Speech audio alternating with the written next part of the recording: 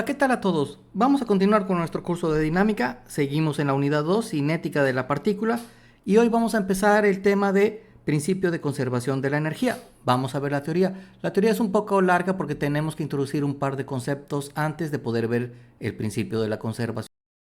Fíjense que aunque este principio tiene su limitación, puesto que no puede haber dispositivos que saquen o introduzcan energía en el sistema, por eso se llama el principio de conservación, la energía se mantiene, no deja de ser muy útil, o sea, se puede aplicar en muchísimos problemas a pesar de esa limitación.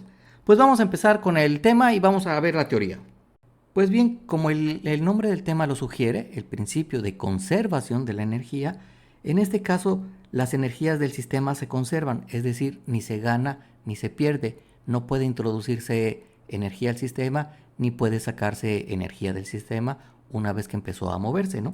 Entonces, en realidad, aunque esto es hipotético, porque ningún sistema en el mundo real puede ser así, todos a la larga pierden energía, la energía se va disipando lentamente, a veces más rápido, pero bueno, la energía al final se disipa. Entonces, esto es un caso hipotético. Sin embargo, bajo ciertas condiciones, cuando el sistema, por ejemplo, pierde energía muy lentamente, pues puedo considerar que se puede aplicar el principio. O cuando voy a estudiar el sistema durante un intervalo de tiempo muy cortito, muy pequeño, que no doy tiempo a que la energía se pierda o que la cantidad de energía que se perdió es muy pequeña. El ejemplo típico es como el que teníamos en la portada del tema, que teníamos unos focos de esos que golpean uno al otro. En realidad es este, ¿no? Este sistemita, el de los focos no, porque se romperían. Pero bueno, este sistemita cuando está golpeando, ven que puede tardar bastante tiempo en detenerse, porque la energía se está transmitiendo con muy poca pérdida, pero a la larga el sistema se va a detener, ¿no? ¿Por qué? Porque el aire introduce una fricción, un rozamiento, en el golpe también, acá arriba, bueno, aquí no se alcanza a ver, pero arriba, acá donde están amarrados, conectados, pues también hay un poquito de fricción y se va perdiendo lentamente la energía, ¿no? Entonces, bajo estas condiciones, el sistema puede estudiarse. Y antes de ver el principio, tenemos que introducir un par de conceptos aquí que nos van a hacer falta para poder establecer el principio. El primero de ellos es la energía potencial. La energía potencial, es compañera de la energía cinética. Bueno, una cosa es que la energía cinética que ya estudiamos cuando vimos el principio del trabajo y la energía, ahí debe haber movimiento. Recuerden que es un medio de la masa por la velocidad al cuadrado. Si no hay velocidad, no hay energía cinética. Y aquí no, aquí puede no haber energía, puede no haber movimiento, perdón, pero sí puede haber energía potencial. Y entonces consideren, por ejemplo, ustedes la figurita que tengo yo aquí. Tengo un cuerpo, está aquí en A, o el cuerpo A, si ustedes quieren llamarlo así, que tiene un peso al cual le representamos con la letra W. Recuerden que el peso actúa hacia abajo y lo voy a mover desde una posición A1 hasta una posición A2. Entonces aquí tengo una altura Y1 y acá tengo una altura Y2. Bueno, la pregunta es, ¿qué trabajo efectúa esta fuerza? Pues ya sabemos que el trabajo es fuerza por distancia, ¿no? Sería W, la fuerza, por la distancia, como es aquí vertical, sería el punto final menos el punto inicial. Aquí está Y2 menos Y1. Pero recuerden, como esto está subiendo y el peso viene hacia abajo, la trayectoria va hacia arriba y el peso viene hacia abajo, las puntas de flecha son contrarias y por lo tanto ese trabajo es negativo. Por eso le estoy agregando este menos. No porque la fuerza vaya hacia abajo. Si inicialmente el cuerpo hubiera estado aquí y baja, entonces este trabajo sería positivo, aun que la fuerza tenga su punta de flecha hacia abajo y pudiéramos decir que es negativa, ¿no? Entonces recuerden, el trabajo es negativo porque va la fuerza y la trayectoria van en direcciones contrarias. Bueno, cuando este signo yo lo trato de meter acá, pues este se va a volver negativo y este menos por menos se va a volver más. Y entonces se invierte. Me dice que el trabajo es igual a Y1 menos Y2. Quedó la posición inicial menos la posición final. Como dice aquí el texto, en este caso se observa que el trabajo realizado por la fuerza W, por el peso, es independiente de la trayectoria real seguida. Depende únicamente de los valores que tome la función WY. Es decir, este cuerpo que está aquí pudiera haberse movido de la posición A1 a la posición A2, por ejemplo, en una línea recta, en vez de seguir esta curva, y el trabajo sería el mismo, porque recuerden que aquí lo que estoy considerando, lo voy a marcar, simplemente es la altura, ¿no? Lo que está subiendo de aquí hasta acá, esa es mi distancia, y entonces la fuerza por esa altura, no importa que la fuerza se haya movido por aquí, sí, finalmente ella subió nada más lo que hay de aquí hasta acá, ¿no? Entonces, esa altura. Y a eso le llamamos la función WY, porque es el producto de W por las alturas Y. Entonces, ese trabajo que tengo yo aquí va a depender nada más de esto, de los valores que tomen eso. Y como el peso es constante, en verdad nada más va a depender de los valores que tome Y, el Y1 y el Y2. Bueno, a este producto, a esta multiplicación de W por Y, le llamamos energía potencial del cuerpo, de este cuerpo, con respecto a la fuerza de gravedad. La fuerza de gravedad es W, porque recuerden que esto es masa por gravedad. Entonces lo representamos con W, pero ahí va oculto una gravedad, ¿no? Por eso se le llama fuerza de gravedad. Y suele escribirse como B. La energía potencial se escribe con la letra B mayúscula. Aquí es otro de los problemitas que puede dar confusión, ¿no? Así como decíamos que la fuerza normal la representábamos como N mayúscula y se podía confundir con la N del símbolo de newtons. Aquí la B, que representa la energía potencial, pues puede confundirse si no tiene uno cuidado con la B de velocidad. Nada más que aquella es B chica. Todo depende de qué tan claro sea uno a la hora de escribir. Bueno, el caso es que la B mayúscula representa la energía potencial y la G la utilizamos para decir que es la energía potencial debida a la gravedad. Vamos a ver que hay diferentes energías potenciales. Entonces aquí tengo una, desde la posición 1 a la posición 2. Y fíjense lo que dice aquí. Se observa que si BG de 2 es mayor que BG de 1, es decir, el producto del W por el peso es mayor en la posición 2, y aquí sería mayor, ¿no? El peso no va a cambiar, pero la altura es más grande, este es mayor, la energía potencial que tengo aquí es mayor que la que tengo acá, ¿no? Entonces, si BG2 es mayor que BG1, es decir, la energía potencial aumentó porque el número es más grande, ¿no? La Y es más grande. El trabajo es negativo. Como el peso va hacia abajo y yo subí, entonces el trabajo es negativo. En caso contrario, cuando el peso viene hacia abajo y el desplazamiento también, ese trabajo será positivo, ¿no? Entonces, si el trabajo de W es positivo, entonces la energía potencial disminuye. Quiere decir que voy a pasar de un valor grande a un valor pequeño. Entonces, la energía potencial, esta diferencia, se va a hacer pequeña, va a reducirse. Entonces, son contrarios, ¿no? Cuando la energía potencial aumenta, el trabajo es negativo. Cuando la energía potencial disminuye, el trabajo es positivo, ¿ok? Ahora, la energía potencial, ¿qué unidades tiene? Bueno, en el sistema internacional, como ven ustedes, como lo estoy igualando con el trabajo, pues debe tener las mismas unidades de trabajo. Y recuerden que el trabajo también era igual a la energía cinética, y la energía cinética tenía las mismas unidades, ¿no? Entonces, en el sistema internacional tiene unidades de joules, que lo representamos con J. Recuerden que sería newtons por metro o metros por newton, como quieran. Y en el sistema inglés, pues será pies por libras o libras por pie. Fíjense que aquí hay una pequeña confusión. Por ejemplo, ya lo vieron ustedes en estática, decían, el momento de una fuerza, ¿cómo lo obtienen? Es fuerza por distancia, y decían ustedes, por ejemplo, newton metro o libras pies, por ejemplo. Pero el momento de una fuerza no está haciendo trabajo, simplemente estoy acumulando ahí una energía, ¿no? O sea, imagínense, por ejemplo, cuando ustedes con la llave de tuercas van a quitar la llanta de un coche, empiezan a aplicar un momento, un par, pero la llanta no se ha movido o la tuerca no se ha aflojado, ¿no? Entonces ahí están aplicando ustedes un par. Entonces, en ocasiones, para diferenciar eso, que tendrían las mismas unidades, es que lo escribimos al revés. En vez de poner libras pies para decir que es un momento, pues decimos pies por libra para decir que es energía. Y lo mismo sería el joules. Podríamos decir metros por newton para poder hacer la diferencia de newtons por metro, que sería momento. Pero bueno, luego también el contexto es el que nos dice si es una fuerza multiplicada por una distancia que realiza un trabajo o simplemente es un momento, ¿no? En el caso del resorte también acumulan energía potencial. Recuerden ustedes que yo tengo, por ejemplo, aquí un resorte que no está elongado, no está alargado, lo estiro un poco a la posición X1 y lo sigo estirando hasta la posición X2. Entonces, como el desplazamiento viene en esta dirección y la fuerza viene en dirección contraria, porque el resorte aplica sobre la masa una fuerza hacia acá, él quiere regresar a su posición no estirada, ¿no? Entonces, él introduce sobre la masa una fuerza acá. La masa sobre el resorte introduce una fuerza que va en esta dirección, pero esa no me interesa. A mí me interesa lo que actúa sobre la masa. Y entonces, como tienen direcciones contrarias el desplazamiento y la fuerza, ese trabajo sería negativo.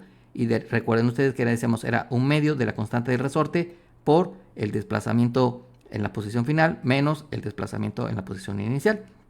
Y lo mismo que en el caso anterior, este menos por esto se vuelve menos, está acá, y este menos por este menos se vuelve más, y entonces se invierten, ¿no? Esto quedaría negativo aquí, y esto queda positivo acá. Y lo mismo entonces, ahora a esto le llamamos la energía potencial elástica, para eso usamos la E, para diferenciarlo de la gravedad, que usábamos la G, y cuando es de un resorte usamos una E.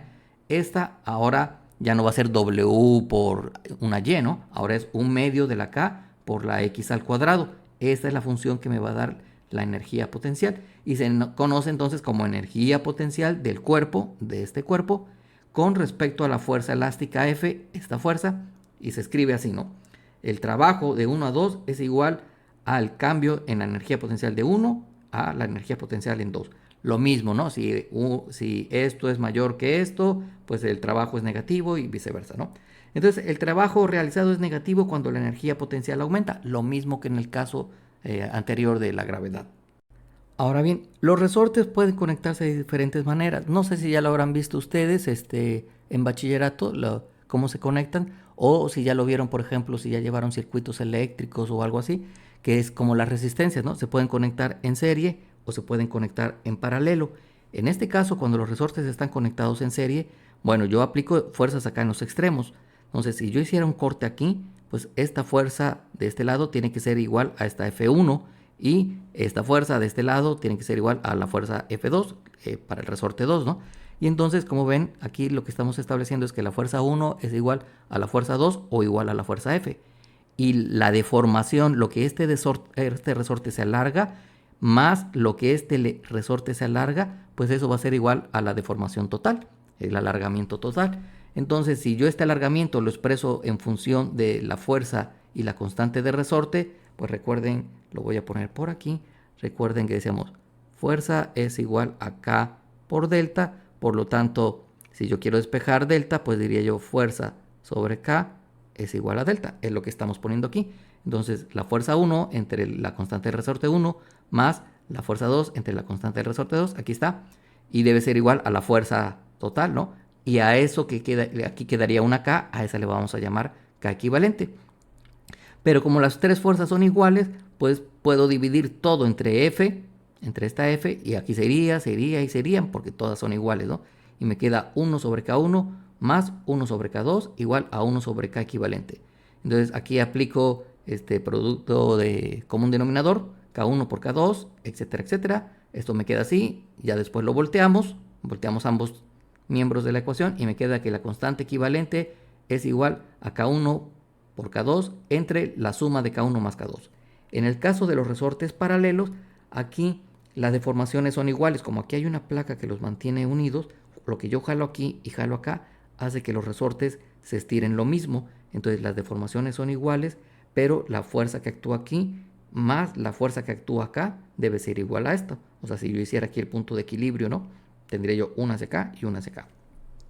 Y entonces ahora aquí, pues lo que hago es expreso la fuerza usando esto, ¿no?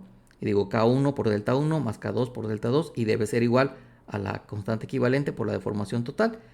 Como las deformaciones ahora son iguales, pues ahora lo que elimino son las deformaciones y me queda que para cuando los resortes están acomodados en paralelo, pues K1 más K2, la suma de las dos constantes es igual a la constante equivalente. Entonces, así podemos conectar nosotros diferentes resortes y dependiendo de cómo estén conectados, pues voy a poder hallar una constante común para ellos, ¿no? Ya por último, en relación a los resortes, en el caso de que un resorte estuviera trasladándose, pero lo estoy haciendo rotar, como ven aquí, está cambiando su ángulo. Entonces, ¿cómo voy a calcular la energía potencial de eso? Bueno, pues muy fácil. La verdad es que la energía potencial está calculada como un medio de la constante de resorte por la X, por el desplazamiento, por lo que se alarga al cuadrado. Entonces aquí esto es lo que se alargó y acá esto es lo que se alargó. No importa el ángulo, no estoy tomando el ángulo. A lo mejor el ángulo lo voy a considerar para poder calcular el alargamiento, ¿no? Que me dieran a mí, por ejemplo, alguna longitud del cateto adyacente o algo así. Entonces, a lo mejor sí me sirve para calcularlo, pero vamos, lo que voy a usar para calcular la energía potencial es esta longitud y esta longitud, no importa que tengan ángulos diferentes. Y la fórmula sigue siendo igual, 1/2 de K por la X cuadrada. Bueno, con eso terminamos el concepto de energía potencial que necesitamos introducirlo. El otro concepto es el de fuerzas conservativas y dice una fuerza F que actúa sobre una partícula A es conservativa si su trabajo es independiente de la trayectoria seguida por la partícula A cuando se mueve desde la posición A1 a la posición A2, como se muestra en las figuras. Por ejemplo aquí, imagínense, esta es la posición A1, esta es la posición A2, y lo mismo acá, ¿no? A1 y esta es la 2. Entonces, y bueno, aquí está la fuerza. Y yo voy a ir desde esta posición a esta posición, pero no me dijeron cómo. Entonces yo puedo seguir, como ven aquí, esta trayectoria, puedo seguir esta trayectoria, pudiera yo venir hasta acá abajo, darme la vuelta por acá y seguir acá arriba, ¿no? Entonces, en ese caso, el trabajo que realizan las fuerzas, porque esta fuerza yo la voy a descomponer en una en X, en una en Y y probablemente en una en Z, ¿no? Entonces, como ven, en X lo único que me va a importar es lo que se mueve desde aquí hasta acá. Esa fuerza horizontal, ese es el trabajo que va a hacer. La fuerza vertical, el único trabajo que va a ser desde aquí hasta acá. No importa el trabajo, digo, la trayectoria. Y la fuerza en Z, si hubiera una fuerza en Z, ¿no? Pues igual, lo que se mueve hacia adelante y hacia atrás. Entonces, no importa la trayectoria, la fuerza en Y solo es lo que sube. La fuerza en X solo lo voy a multiplicar por la distancia que se mueve horizontalmente. Y lo mismo pasa acá.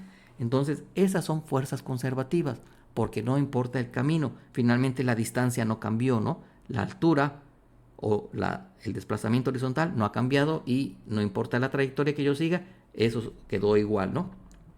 Entonces, estas son las fuerzas conservativas. Ahorita vamos a ver las que no son conservativas.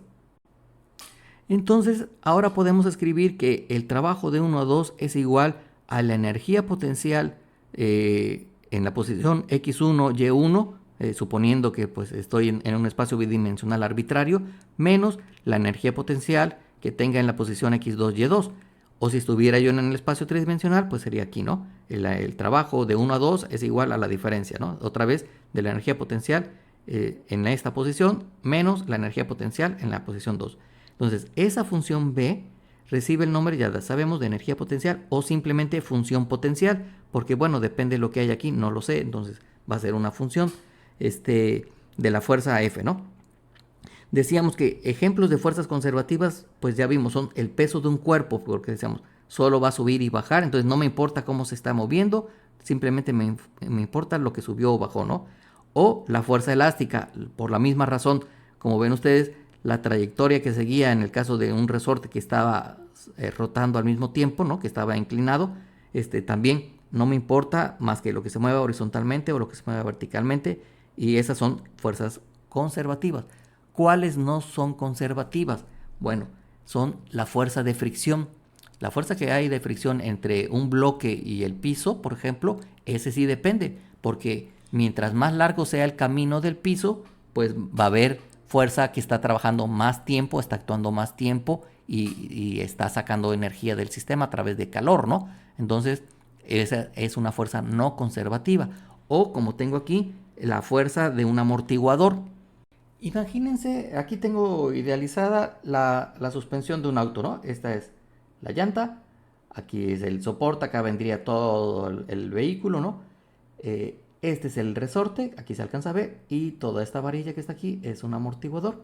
Bueno, si no hubiera amortiguador, que aquí esta parte del resorte estuviera conectado directamente acá, si ustedes caen en un bache, por ejemplo, y, y salen del bache, el auto estaría haciendo si ustedes tomaran una referencia, estaría haciendo algo así. No me va a quedar muy bien, ¿no?